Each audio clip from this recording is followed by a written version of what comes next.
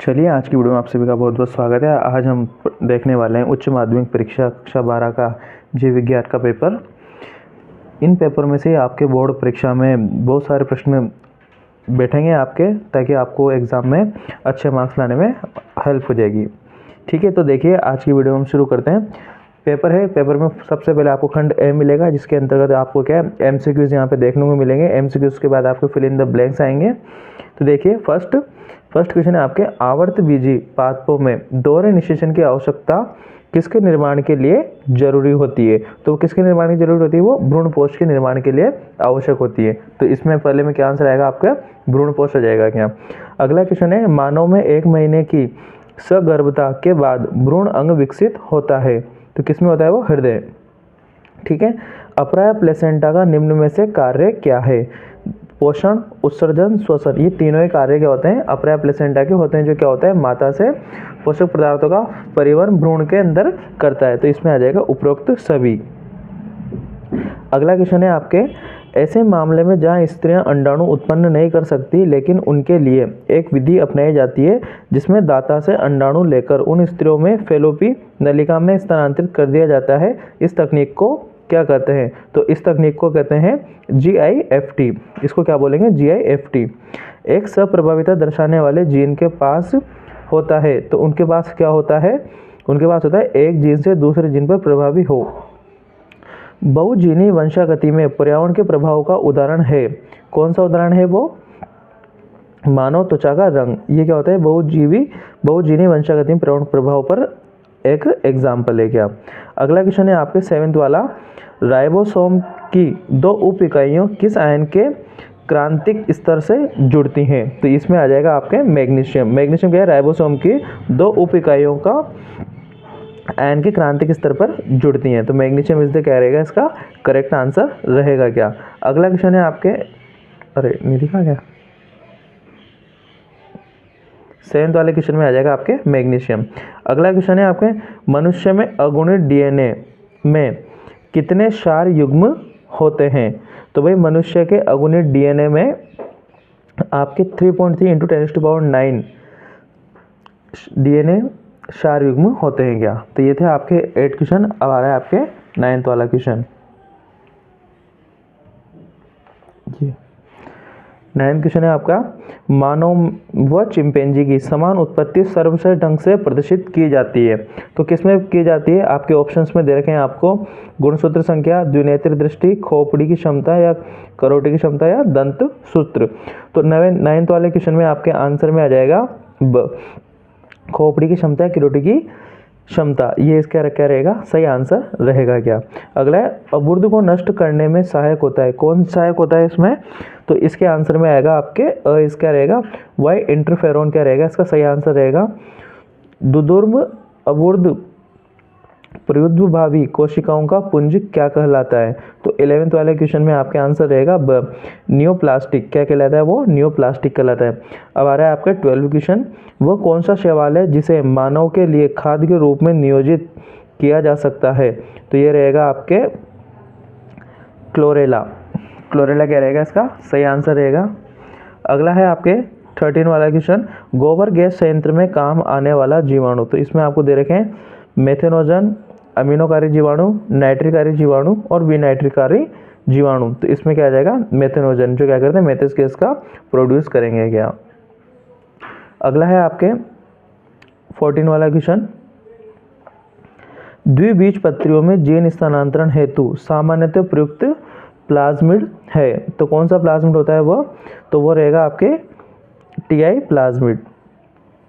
अगला है आपके मानव प्रोटीन अल्फा-1 एंटीट्रिप्सिन का उपयोग किसके निदान के लिए किया जाता है? तो इसमें आपको आंसर रहेगा आपके कि भाई इम्फासीमा में क्या होता है? अल्फा-1 एंटीट्रिप्सिन का उपयोग किया जाता है क्या।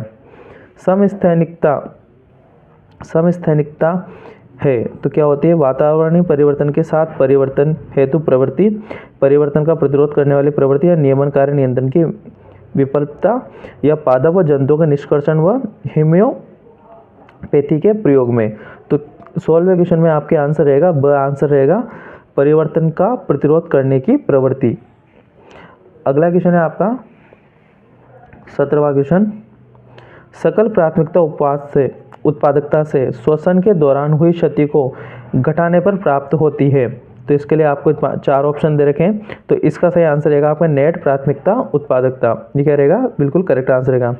MAB किसका संक्षिप्त रूप है? तो ये आपके man and biosphere programme, man and biosphere programme क्या होता है? MAB का संक्षिप्त रूप है। तो यहाँ तक आपके ये MCQ फिनिश होते हैं। अब आपके आते हैं फिल इन द ब्लैंक्स, मतलब कि रिक्त स्थानों की पूर्ति कीजिए। ये से क्वेश्चन आपको 10 क्वेश्चन आपके बोर्ड एग्जाम में आने वाले हैं। तो फर्स्ट क्वेश्चन है आपका, अधिकांश आवर्त बीजियों में भ्रूणपोष उत्तक है। तो यहाँ पे आ जाएगा आपका त्रिगुणित। इसमें क्या आ जाएगा? फर्स्ट वाले में आंसर आपके त्रिगुणित।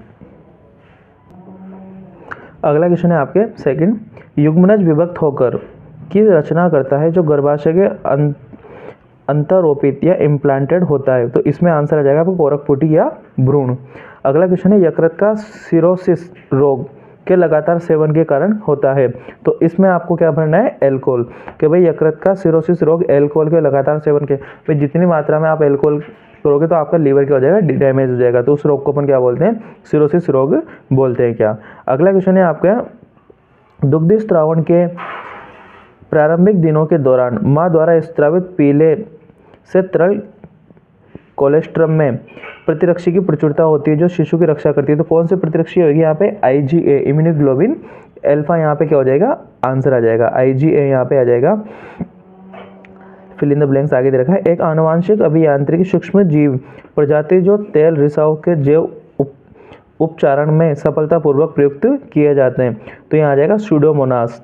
इसमें क्या आ जाएगा आपका? सूडोमोनास एक आनुवांशिक अभियांत्रिकी सूक्ष्म जीव प्रजाति है जो तेल रिसाव से जैविक उपचारण में सफलतापूर्वक प्रयुक्त किए जाते थे। यहाँ पे आएगा आपका सूडोमोनास क्या। अगला क्वेश्चन है आपका 6 वाला, DNA की पृथक्कृत पट्टियों को एग्रोस जेल से काटकर अलग करने की प्रक्रिया को क्या कहते हैं? तो इसमें आंसर रहेगा आपका क्षालन। क्षालन क्या रहेगा? इज द करेक्ट आंसर रहेगा। अगला क्वेश्चन है आपको, तंबाकू के पौधे का वो कौन सा भाग मिलियोडोगाइनिन इनकोग्टिना द्वारा संक्रमित होता है? तो यहाँ आ जाएगा आपका जड़। अगला क्वेश्चन है, जैन चिकित्सा में सर्वप्रथम रोगी के रक्त से को निकालकर शरीर से बाहर संवर्धन किया जाता है। तो यहाँ आ जाएगा लसीकाणु। लसीकाणु को निकालकर क्या किया जाता है? संवर्धन किया जाता है क्या। अगला क्वेश्चन है आपका 9th वाला, किसी समष्टि की आबादित वृद्धि के लिए स्पष्टतः उपलब्ध होना आवश्यक है। तो यहाँ आ जाएगा आपको संसाधन। भाई संसाधन क्या है? उपलब्ध होना आवश्यक, अति आवश्यक होता है क्या। किसी आवास में सीमित संसाधनों के साथ वृद्धि कर रही समष्टि आरंभ में पश्चात या लेग प्रावस्था दर्शाती, कौन सी आएगी? पश्चाता या लेग अवस्था दर्शाती है क्या। अगला क्वेश्चन है आपके, अब यहाँ तक आपके MCQ और फिल इन द ब्लैंक्स यहाँ पे फिनिश हो जाते हैं। अब आपके क्वेश्चन आ रहा है अति लघुतात्मक प्रश्न। इनको क्या है? अपन को एक लाइन में आंसर इनके देने होते हैं क्या। तो इसमें पहला क्वेश्चन है आपके, पराग कणों के जीवाश्म के रूप में परिरक्षित पाए जाने का कारण बताइए। तो इसमें अपन आंसर लिख सकते हैं कि वे पराग कण के बाह्य चोल में उपस्थित स्पोरोपोलेनिन के कारण परागकण जीवाश्म के रूप में क्या होते हैं? परिरक्षित रहते हैं। अगला है आपके कार्पस ल्यूटियम, पीत पिंड का क्या कार्य है? तो भाई पीत पिंड का अपन को कार्य लिखना है। तो मानव में अंडाशय में पीत पिंड या कार्पस ल्यूटियम प्रोजेस्टेरोन स्रावित करता है, जो कि क्या होता है? एक मादा हार्मोन होता है, उसको क्या, मादा लिंग हार्मोन होता है जिसको क्या करता है? रिलीज करता है। अगला है युग्म विकल्पी क्या है? तो युग्म विकल्पी क्या होते हैं? एलील या युग्म विकल्पी, इनको एलील भी बोलते हैं। कई बार क्वेश्चन एलील से भी आ जाता है, कई बार युग्म विकल्पी से भी आ जाता है क्या। तो एक ही जीन के दो विकल्प प्रकारों को एलील या युग्म विकल्पी कहते हैं। जैसे कि पौधे का लंबापन का विकल्प है, तो एक हो गया लंबापन और एक हो गया बौनेपन क्या, ठीक है, लंबाई के। तो ये होते हैं युग्म विकल्पी क्या। अगला क्वेश्चन है आपके 4th वाला, सबसे छोटा RNA कौन सा होता है, वह इसमें कितने न्यूक्लियोइड होते हैं? तो सबसे छोटा RNA होता है tRNA, ट्रांसफर RNA सबसे छोटा RNA होता है। इसमें 75 से 80 न्यूक्लियोटाइड होते हैं क्या। अगला क्वेश्चन है, किस वैज्ञानिक ने साल्टेशन को प्रजाति की उत्पत्ति का मुख्य कारण बताया है? तो ह्यूगो डी व्रीज नामक वैज्ञानिक ने साल्टेशन को प्रजाति की उत्पत्ति का मुख्य कारण बताया है। अगला है साइक्लोस्पोरिन ए का उत्पादन किस कवक द्वारा किया जाता है? तो साइक्लोस्पोरिन ए का उत्पादन ट्राइकोडर्मा पोलोस्पोरम नामक कवक द्वारा किया जाता है। आंसर है ट्राइकोडर्मा पोलोस्पोरम। ठीक है, अगला है मोनास्कस परप्यूरियस ईस्ट से उत्पन्न स्टेटिन का कार्य क्या है? तो इसके कार्य में आप लिख सकते हो कि भाई उत्पन्न स्टेटिन रक्त में क्या करता है? उपस्थित कोलेस्ट्रॉल को कम करने का कार्य करता है। अगला क्वेश्चन है आनुवांशिक रोग से ग्रसित शिशु के रोगोपचार मतलब रोग के उपचार के लिए उपयुक्त चिकित्सक व्यवस्था का नाम लिखिए। तो इसमें आ जाएगा जीन चिकित्सा। ये क्या होती है? आनुवांशिक रोगों के लिए होती है। डार्विन योग्यता किसे कहते हैं? कि भाई समझते हैं जिस आवास में रहती हैं उसमें अपनी जनन योग्यता को डार्विन योग्यता कहते हैं क्या? IUCN का पूर्ण शब्द विस्तार लिखिए। तो IUCN का पूर्ण रूप मतलब इसकी फुल फॉर्म लिखनी है आपको। तो इसकी फुल फॉर्म होती है अंतर्राष्ट्रीय प्रकृति एवं प्राकृतिक संसाधन संरक्षण संगठन। ये क्या होता है? इसका पूरा नाम होता है, जिसको अगर आप इंग्लिश में लिखना चाहो तो इंग्लिश में लिख सकते हो international union for conservation of nature and natural resources. ये क्या रहेगा? इसका पूरा नाम रहेगा। एक बार फिर मैं बता देता हूँ कि IUCN क्या होता है? International union for conservation of nature and natural resources. ठीक है, और हिंदी में लिखना चाहो तो अंतर्राष्ट्रीय प्रकृति एवं प्राकृतिक संसाधन संरक्षण संगठन। ये क्या है? IUCN का पूरा नाम होता है।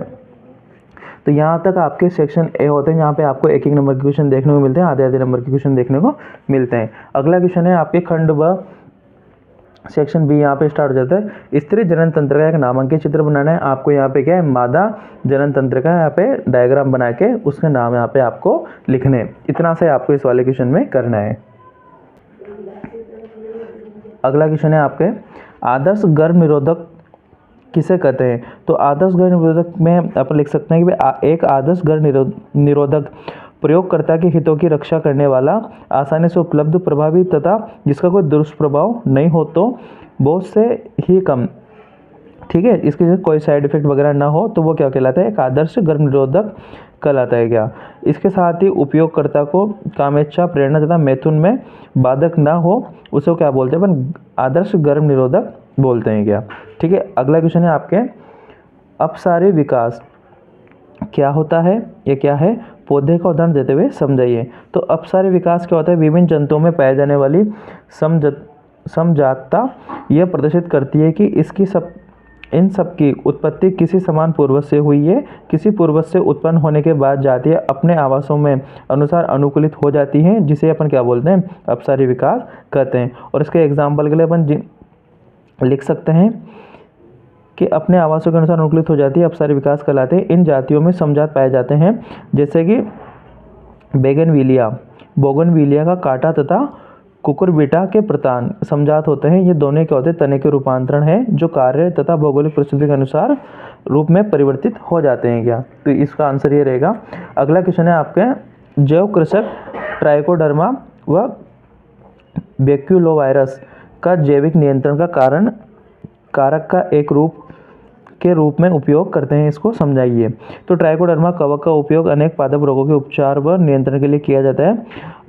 बैक्यूलोवायरस प्रजाति वेस्टी के संकरे स्पेक्ट्रम कीटनाशक गुणयुक्त और कीटों के आर्थ्रोपोड्स को नष्ट करता है। इन पौधों पर कोई नकारात्मक प्रभाव नहीं होता है, इसलिए समकलित कीट प्रबंधन कार्यक्रम में सहायता हानिकारक कीटों को मारने के लिए व लाभदायक कीटों को संरक्षण के लिए इसका उपयोग किया जाता है। एक तरह से कीटनाशक के रूप में इसका उपयोग अपन करते हैं क्या? अगला क्वेश्चन है जैव विद्युत का संचालन इलेक्ट्रोफोरेसिस तकनीक द्वारा DNA खंडों को अलग करने के सिद्धांत का वर्णन कीजिए क्या?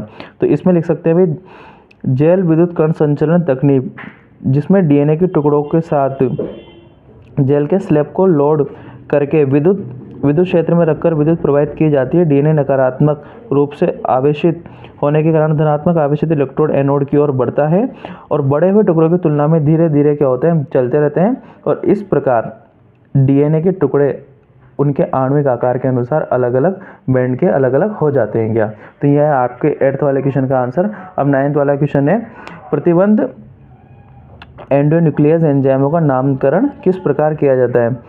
तो वही प्रतिबंध एंडोन्यूक्लियोस का नामकरण, एंजाइमों का नामकरण इस प्रकार करते हैं कि पहला शब्द वंश, वो दूसरा शब्द और तीसरा व तीसरा शब्द प्राकेंद्रिक कोशिकाओं की जाति से लिया जाता है, जिसमें पृथक किए जाते हैं। जैसे इको आर,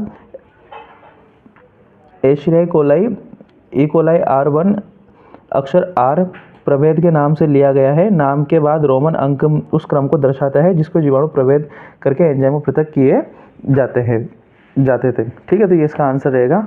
अगला क्वेश्चन है आपके नंबर 10, जैव प्रौद्योगिकी के 3 विवेचनात्मक अनुसंधान क्षेत्र बताइए। तो जैव प्रौद्योगिकी के निम्न अनुसंधान केंद्र इस प्रकार निम्नलिखित हैं।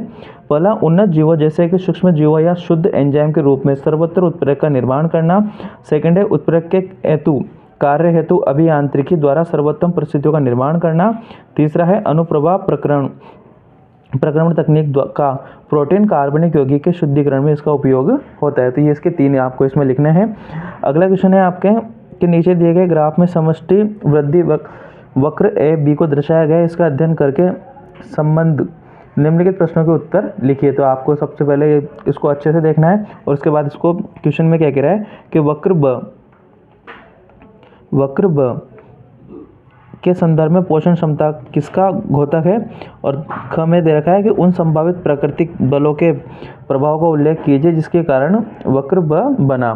तो इसमें आपको पहले वाले में आंसर लिखना है कि प्रकृति में दिए गए वासस्थान के पास अधिकतम संभव संख्या का पालन पोषण के लिए पर्याप्त संसाधन होते हैं, इससे आगे और वृद्धि संभव नहीं है क्या, क्योंकि ठीक है ये बिल्कुल टॉप पे चला जाता है क्या। और ब वाले में सीमित संसाधन प्रतिस्पर्धा और पर्यावरण प्रतिरोध के संभवतः प्राकृतिक बल है जिसके कारण वक्र ब बना। ठीक है, तो ये इसके आंसर रहेंगे। अगला क्वेश्चन है आपके 12वां क्वेश्चन है, पारिस्थितिकी पिरामिड सूची स्तंभ हमें पारिस्थितिक तंत्र के बारे में महत्वपूर्ण सूचनाएं प्रदान करते हैं, परंतु उनकी भी कुछ सीमाएं हैं। पारिस्थितिकी पिरामिडों की किन्हीं 2 सीमाओं की सूची बनाइए। तो इसमें आप लिख सकते हो पहला पॉइंट कि वे मृत जीवों के पारिस्थितिकी पिरामिड में कोई स्थान प्राप्त नहीं है, जबकि वे पारिस्थितिकी तंत्र में एक महत्वपूर्ण भूमिका निभाते हैं। सेकंड में पॉइंट बना के आप लिख सकते हो पिरामिड में ऐसी जातियों का समावेश भी होता है जो कि 2 या 2 से अधिक भोज्य स्तरों को संबंधित हो सकती हैं। इसमें एक साधारण आहार श्रृंखला बनाती है जो कि प्रकृति में विद्यमान नहीं होती और इसका आहार जाल समावेश नहीं होता है। तो ये आपके 12 क्वेश्चन यहाँ पे फिनिश होते हैं और इसी के साथ ही आपका खंड ब भी यहाँ पे फिनिश हो जाता है क्या। अब आपका एक और क्वेश्चन है यहाँ पे 13 वाला। यदि उष्णकटिबंधीय वर्षा वनों का विस्तार पृथ्वी के वर्तमान 6% क्षेत्र के स्थान पर 12% क्षेत्र कर दिया जाए तो जैव विविधता किस प्रकार प्रभावित होगी, इसका कारण समझाइए। मतलब इसका कारण भी अपन को देना है कि जब वर्षा वनों का पृथ्वी पर विस्तार होगा तो इससे जैव विविधता भी बढ़ेगी। वर्षा वनों में करोड़ों जातियां निवास करती हैं, जीव जंतुओं को अच्छा आश्रय व भोजन प्राप्त होगा तथा पर्याप्त सुरक्षा भी मिलेगी। स्तनधारी पक्षियों की संख्या भी क्या होगी, समस्त प्रकार के जंगली जीवों की संख्या बढ़ेगी। तो इस प्रकार आप इसमें आंसर लिख सकते हैं। तो इसके साथ अब आपका सेक्शन बी यहाँ पे कंप्लीट होता है। अब आपके खंड से स्टार्ट होता है। तो यहाँ पे आपको क्या है फिर अथवा वाले क्वेश्चन भी आपको देखने को मिल जाते हैं क्या। ठीक है, तो इसमें क्वेश्चन है आपके निम्नलिखित में विभेद कीजिए। परिभ्रूणपोष तथा फलभित्ति, युक्तांडपी तथा वियुक्तांडपी, स्त्रीकेसर, प्राकुर्न और मूलांकुर।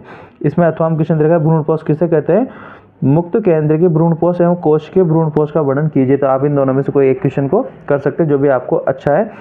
अगला क्वेश्चन आपको हीमोफीलिया की वंशागति को समझाना है। इसमें हीमोफीलिया के बारे में आपको बताना है उसकी वंशागति किस प्रकार होती है, या फिर आप संलग्नता किसे कहते हैं, पक्षियों में लिंग निर्धारण की प्रक्रिया को भी आप समझा सकते हैं क्या। दोनों में से जो आपको अच्छा है उसको कर सकते हैं। 16वें नंबर का क्वेश्चन देगा प्राथमिक उत्पादकता क्या है, उन कारकों को स्पष्ट करें प्राथमिक उत्पादों को प्रभावित करते हैं। इसको कर दिए, या फिर नीचे वाला और भी इजी है। पारिस्थितिक तंत्र किसे कहते हैं, आपको पारिस्थितिक तंत्र की परिभाषा लिखनी है और इसके प्रमुख कारक प्रकार आपको बताने हैं क्या। तो यहाँ पे सेक्शन सी आपकी कंप्लीट होता है। फिर आ रहा है आपके खंड द मतलब कि सेक्शन डी। इसमें आपको 2 क्वेश्चन देखने को मिलते हैं। वे प्राचरण ओपेरॉन किसे कहते हैं, प्रमुख ओपेरॉन के नाम बताइए, लेख ओपेरॉन की क्रियाविधि भी दिखे।